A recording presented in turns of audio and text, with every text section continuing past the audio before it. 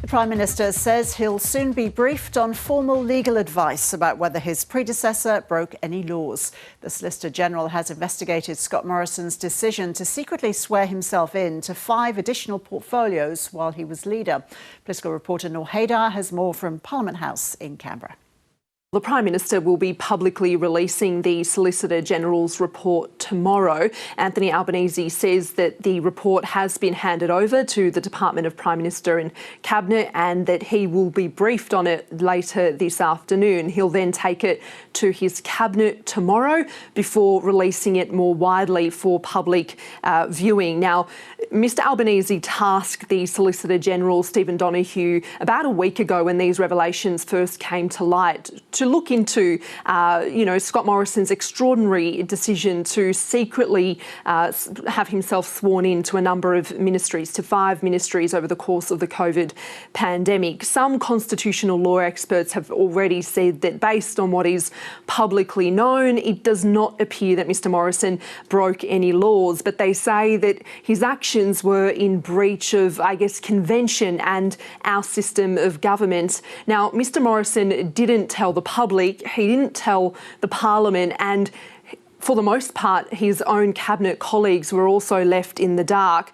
He has provided a range of what some people have described as inconsistent justifications for why he thought these actions were necessary, and he says that he only used the powers that he assumed on one occasion, and that was in his capacity as the Minister for Resources when he blocked the PEP 11 gas exploration licence off the coast of New South Wales. Now, Mr Albanese was this morning asked about whether he believes a broader inquiry was needed to look into Mr Morrison's actions. And Mr Albanese said that this issue goes beyond whether Mr Morrison broke the law. He says that this goes to the heart of our system of government. Take a listen.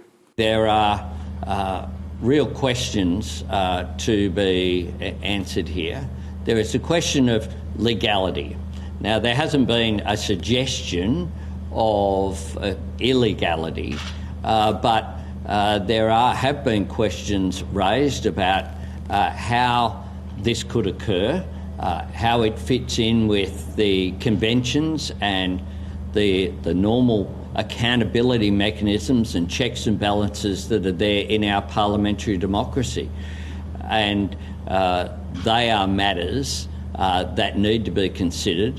I'll await and consider the advice properly. I will release it publicly. I'm giving that commitment so that everyone will have the opportunity to see the advice for themselves.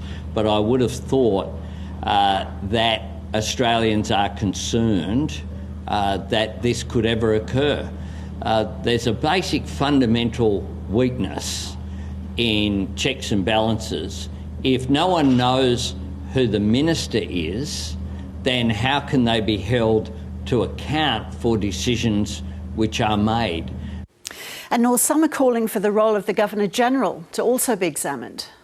Yeah, Ros, as we heard there from the Prime Minister, he's making it clear that the government does see that not only does this need to be scrutinised further, those loopholes, those legal loopholes that allowed Scott Morrison to, covertly centralise power need to be closed off. And there are a number of people who are calling for a broader inquiry to look into what occurred here, people who are not satisfied with the reasons that Scott Morrison has provided for why he did what he did. One of those is Bridget Archer, Liberal moderate Bridget Archer. She says that the public deserves transparency around this issue, and she's also said that Mr Morrison should reflect on his position in the Parliament. She didn't go so far as to call on him to resign, as her colleague Karen Andrews has already done, but she says that Mr Morrison should be thinking about that. She's also said that she believes that the Governor-General's position should be considered in any future inquiry inquiry looking into this, saying that public officials need to be,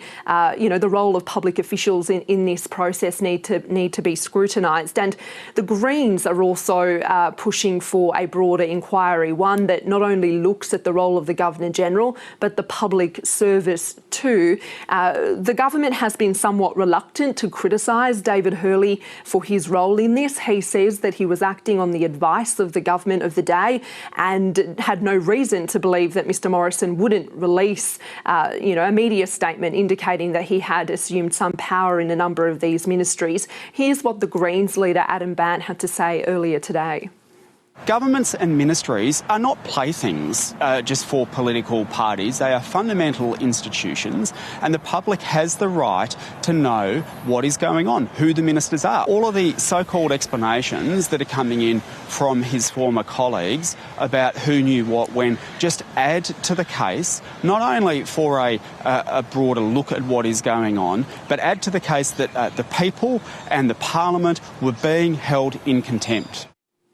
And that's the federal Greens leader Adam Bandt speaking earlier today. He was also very critical of some comments made by the former Deputy Prime Minister Barnaby Joyce yesterday. Mr Joyce said that when he was found out about Mr Morrison assuming power in the resources portfolio, he decided not to push back against that for fear that the Nationals would lose the portfolio altogether. So, Ros, many people will be waiting to see what the Solicitor-General has to say in his report, but it seems that even once that is made public, there'll still be a lot of questions and potentially further investigations into exactly what's occurred here.